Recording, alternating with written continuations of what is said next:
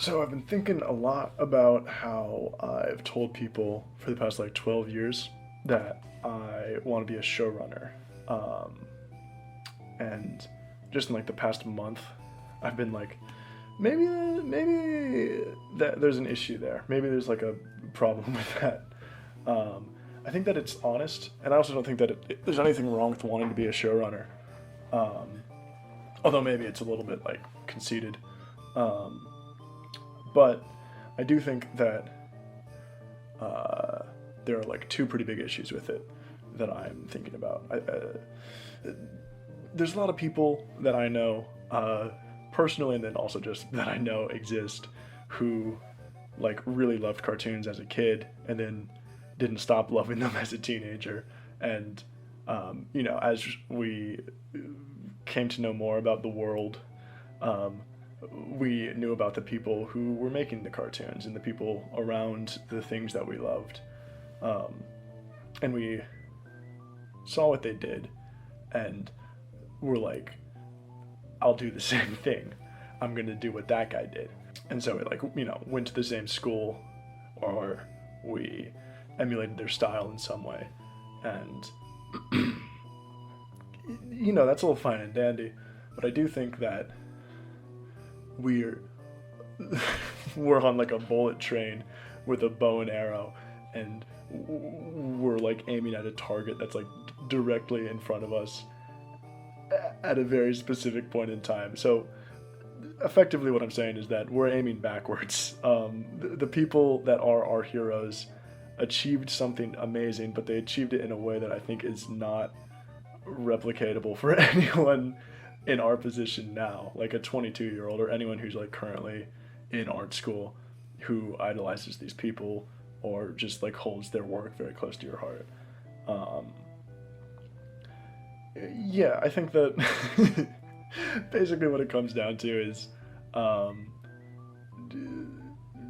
previously these networks existed that had people at the head of them who directly oversaw these projects and had a lot of control over the sort of stories that they were telling and the sort of projects that they were financing and marketing and then continuing to make more of.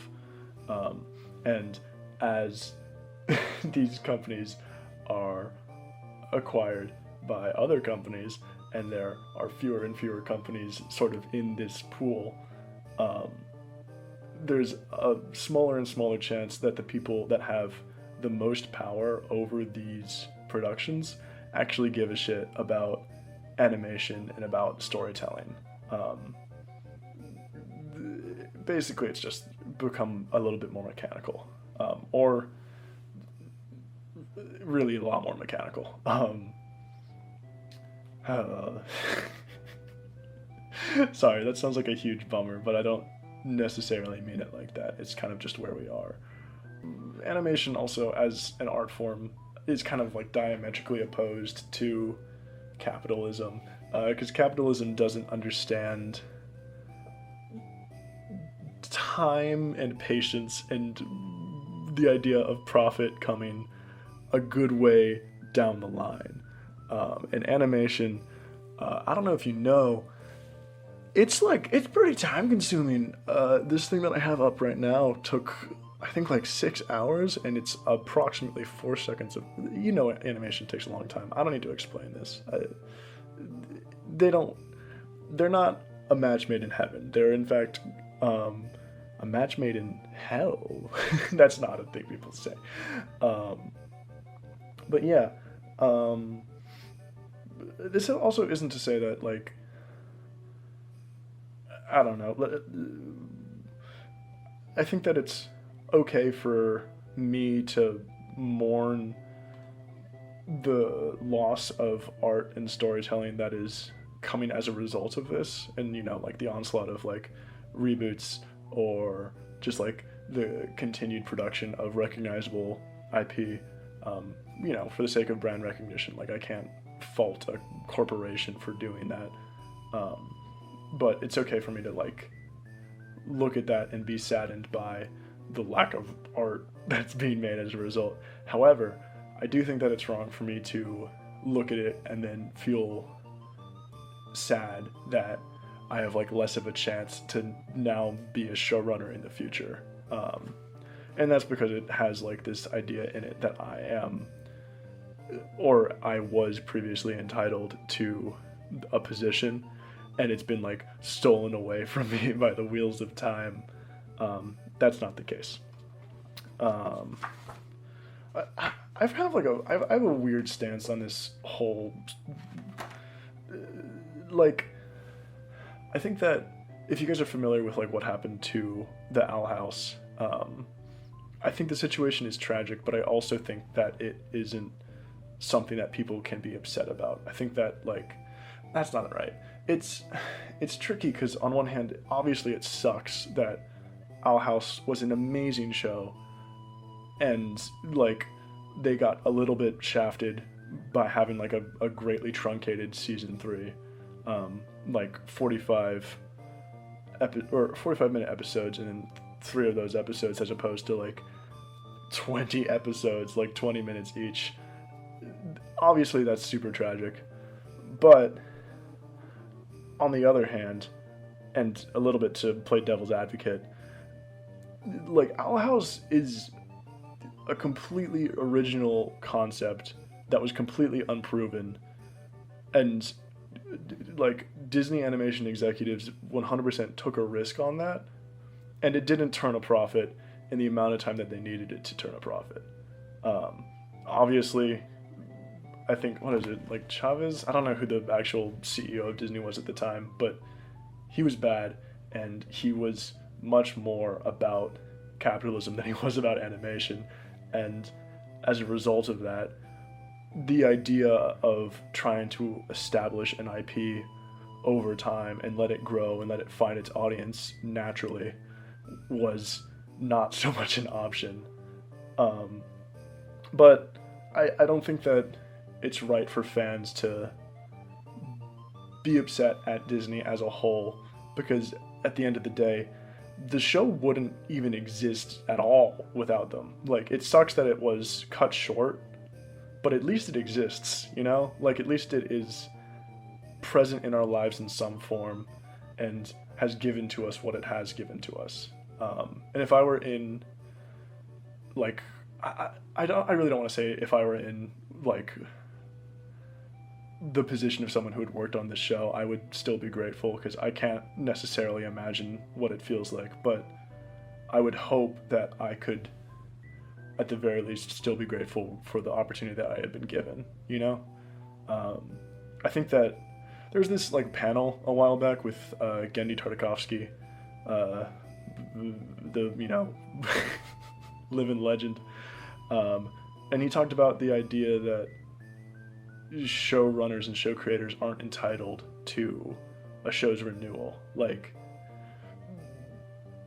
if a show is canceled after like 10 episodes or something, like, that's just as much on the showrunner and the team as it is on the network, which is an absolute bonkers stance for a man to take when he has made something as amazing as Symbiotic Titan, which like was canceled after a season, maybe not even, but like it's just such like it's a very mature perspective, I feel. Anyways, all this to say, I think I need to figure out a means of making art that doesn't necessarily involve the direct involvement of a corporation, or I need to figure out a way to make myself an established creator before I even am given the opportunity to create a show, which is crazy. It's a crazy concept, and I don't necessarily have a plan or an idea for how I should do that. The second reason that I think my like dream of being a showrunner is a little bit silly, is I don't think I can tie my life dream directly to a job title. I think that I might, if I were to ever achieve it, my heart might immediately go cold, and I would lose all purpose in life. And then if I never did achieve it, then I would die unhappy because I had been denied something by a corporation. So it's a bit of a lose-lose.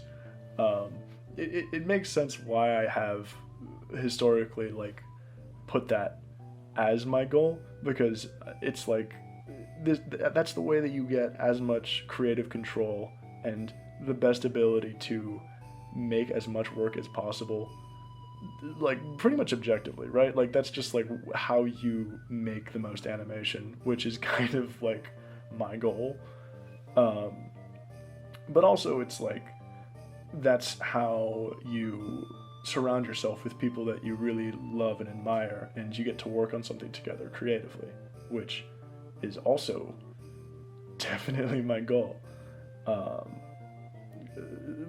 But I think that, you know, that last bit should definitely be at the center of things, and that I'm kind of putting the cart before the horse by saying that I should become a showrunner, rather than just saying that I should aim to make as much art as possible in my life with people that I really, really love working with. Yeah, man, dude, I wrote a lot of words. I had mono like this past month, which sucks because like it's called the kissing disease. I have not been smooching, so like I don't know how that came about. And as a result of mono, I couldn't speak for like a long time. I just slept and then like drew on printer paper for days. So that was nice. Oh my god, I didn't like talk about the actual thing that I animated at all.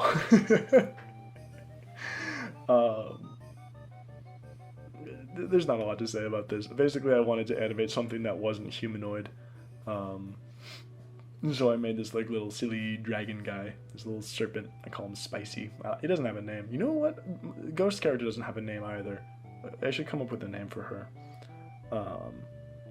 With this dragon guy, basically, I just was like, I thought it'd be fun to have like a very simple shape and very simple design, and then try and make the movement as like convoluted as possible and like fit as many arcs into it, which I did and I didn't. It could be more like flashy, but I'm pretty happy with it. I think the largest nitpick that I have is he doesn't actually have all that much personality or character in this snippet. I think that he could be a little bit more, you know, like faux ferocious. Like at the end when he does the little. I could have more of that sort of like sprinkled throughout. I don't know. Well, who cares? Criticism's invalid. Yeah.